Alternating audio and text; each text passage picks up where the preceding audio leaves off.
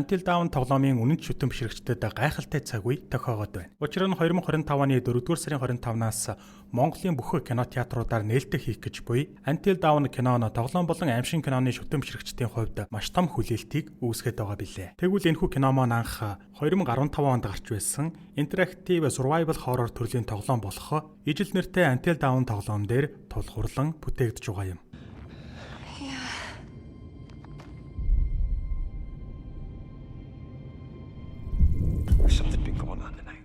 Тэгэхээр интерактив төрлийн тоглоом гэхээр ямар төрлийн тоглоомуудыг хэлдэг вэ гэхээр тоглогчдод тоглоомын үйл явдлын эхэнд болон дундуур маш олон төрлийн сонголтыг өгч тоглогчдын хийсэн сонголтуудаас хамааран тоглоомын өрнөл төгсгөлгээд бүх зүйл өөрчлөгддөг гэсэн үг. Харин Until Dawn тоглоомын хувьд энэ төрөлд тэр тусмаа аимшигын төрөлд маш том ахиц дэвшлийг авчирсан тесрэлт хийсэн болгонсүүлтэй тоглоом гэж хэлж болно. Нээлттэй хийсэн даруйда PlayStation 4 консол дээр нийт 4 сая хувь борлогдож хүлээлтээс давсан амжилтыг үзүүлсэн байдаг. Нээлттэй хийсэн 7 хоногт Их Британд борлуулалтаараа Gears of War Ultimate Edition-ы араас 2 дугаар байранд орж Америкийн зах зээлд 7 дугаар байранд орсон байдаг. Энэхүү Until Dawn тоглоомын гаргасан өндөр амжилтын ачаар тоглоомыг бүтээсэн Supermassive Games Entertainment нь дараагийн шилдэг тоглоомууд болох The Dark Pictures Anthology цуврал 4 ангийг гаргаж мөн The Quarry гэх мэт адил төстэй аимшигын тоглоомуудыг гаргасан юм. Мөн тэд дахин 4 цуврал анги гаргахаар бэлдэж байгаа билээ.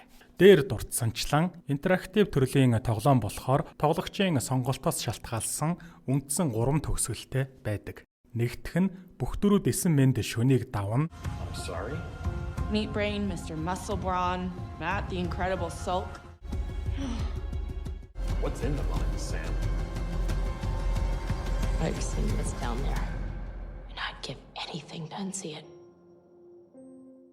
Хоёр дахь нь дөрүүдийн хагас амиа алдаж хагас амьд үлдэж шөнийг давна. Харин гурав дахь нь бүх дөрүүд нь амиа алдаж шөнийг үл давж чадна. Гэхээ үндсэн төгсгөлтэйч тоглоомын явц дах үйл явдлын өрнөлийн түүхүүд нь нийт 256 төрлөөр өөрчлөгдөж болдог байна. Until Dawn тоглоомыг уг төрөлд хамгийн шилдэгүүдийн нэг гэж нэрлэх олон шалтгаан бий. Тус тоглоомын зохиолын хувьд ч тэр тоглоомын ерөнхий үйл явдлыг харуулах камерын өнцөг, жүжигчдгээд бүх зүйлс нь маш сайн байсан юм. Уг тоглоомын зохиолын хамгийн гол хүчин зүйлүүдийн нэг нь уугуул Америкчүүдийн домогт яригддаг Виндиго гэх аимшигтай хүн эдэншт чөтгөр билээ. Тоглоомын үйл явдал Жош гэх залуу жилийн өмнө эгчдүүс ор сургаггүй алга болсон газар болох Блэквуд ууланд байрлах модон байшинд хэсэг найзуудаа урьж нууцлаг бяцхан үдшилэг зохиож угаар эхэлдэг. Цаашдын гарах үйл явдал толгой иргэм нууц, итгэмэргүй зангилаануудыг хэрхэн тайлах нь тоглоомыг тоглож буй тоглогчоос шууд хамаарна. Тоглоомын үндсэн дүр бол зоригтой, шийдвэр гаргалцайтай Саманта буюу Сэм, уг дүрийг 35 настай Америк гаралтай жүжигчин Хейден Панеттире бүтээсэн бол бас нэг онцлог чухал дүр болох Жошиг бидний сайн мэдэх Bohemian Rhapsody кинонд Фредди Меркуригийн дүрийг гайхалтай амьлуулж уг дүрээрээ Оскарын шилдэг эрэгтэй жүжигчин шагнал авсан Rami Malek бүтээсэн юм. For Bohemian Rhapsody, Rami Malek. And the Golden Globe goes to Rami Malek.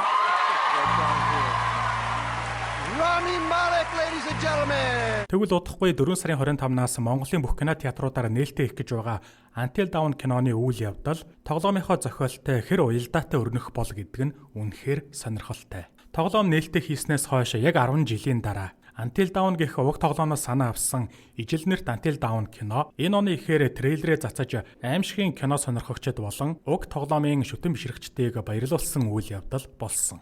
Тусаа тоглоомны зохиолоос сэдвлэж хийх киног Sony Pictures-ийн Screen Gems кино компани болон PlayStation компани хамтран хөгжүүлж анх танилцуулсан байдаг. Орчин цагийн аимшигын кинонуудын ихэнх нь муу, явцгүй хийгддэг болсон нь нууц биш. Мөн сайн зохиол, шинэлэг шийдлгүй аимшигын кинонууд борооны дараах мөөгшгөл олширсан нь ядмаг зохиол болон хэтэрхий их зочилт руугаа анхаарсан зэрэгтэй холбоотой гэж үзэгчид дүгнэдэг. Тэгвэл Until Dawn кино үзэгчдийн хүлээлтэд хүрч чадах уу? Киноны дөрүүдийн сонгон шалгаруулалтын хувьд олонний танил одож жүжигчд гэхээсээ илүүтэй төдийлөн нэр алдарт хүрч амжаагүй залуу жүжигчдийг тоглуулсан байсан. Хэдийгээр Until Dawn кинонд ихэвчлэн залуу жүжигчдэд дүр бүтээж байгаа ч кино зохиолыг нэгэнтээ олонний танил болсон It Chapter 1-2 дугаар анги, Annabelle Creation, Annabelle Comes Home, The Nun гэх мэт олон сайн аимшигын кинонуудын зохиолыг бичсэн Америк гаралтай кино зохиолч Гэри Даберман бичсэн нь кино зохиол маш сайн болсон байх магадлал өндөр гэсэн үг юм. Харин киноны үндсэн найруулагчаар Швед гаралтай найруулагч Дэвид Ф. Сэндберг ажилласан ба түүний өмнө нь найруулсан кино бүтээлүүдээс дурдвал Shazam 1, 2, Lights Out, Annabelle Creation зэрэг мөн л үзэгчдийн таашаалд нийцсэн бүрэн хэмжээний кинонуудыг бүтээсэн нэгэн ажиллажээ. Эндээс харахад өмнө нь үзэгчдийн таашаалд нийцсэн сайн кино бүтээлүүдийг бүтээсэн маш дуршлагатай зохиолч болон найруулагч Until Dawn кинон дээр ажилласан гэхээр уг бүтээлд үзэгчд ихээхэн найдлага тавьж хүлээлт өндөр байгаа нь мэдээж. Миний зүгээс Until Dawn киноны трейлерыг үзэхэд бидний сайн мэдэх butterfly effect буюу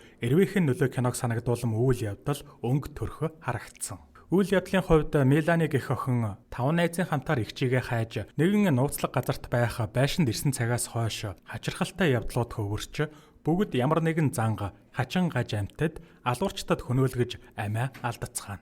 Хачирхалтай цаг хугацаа дахин ухарч тэд амьд эсэн мэнд байх боловч дахин өөрөөр хувилбараар амиа алдаж энэ байдал нь давтагдан 5 цаг хугацаанд тэд гатсан бололтой. Мөн тэд байшинд байх тэмдэглэлээс хинч 13-аас дээш өдөр амьд байгаагүй мэдэж авдаг. Тэгэхээр залуус заавал тэсэж амьд үлдэх нь тэдний ганц боломж байх болно. Тусаа трейлерт олон төрлийн сонирхолтой дүр төрхтэй мангасууд болон мөн алдарт Виндиго жөтгөрч гэгэн дүрээрээ гарч ирдэг. Тэгэхээр тоглоомны үйл явдлыг шууд утгаараа дагахгүй ч Until Dawn тоглоом дээр л харагддаг харанхуй, жихүүц төрөм өнгө дөрхөө, заавал тайлах ёстой зангилаа, аимшигтай аллаг гэх зэргүүд нь кинонд туссан байгаа нь трейлерээс тодорхой харагдана. Ийхүү залууст цаашид юу тохиолдохыг, тэднийг ямар аимшигтай занга, мангас жөтгөрүүд хүлээж угааг, залуус хэрхэн нууцыг тайлж, хэдэн амьд үлдэхийг 4-р сарын 25-нд нээлттэй хийх аимшигын төрлийн Until Dawn киног үзэж хариултаа олж аваарай.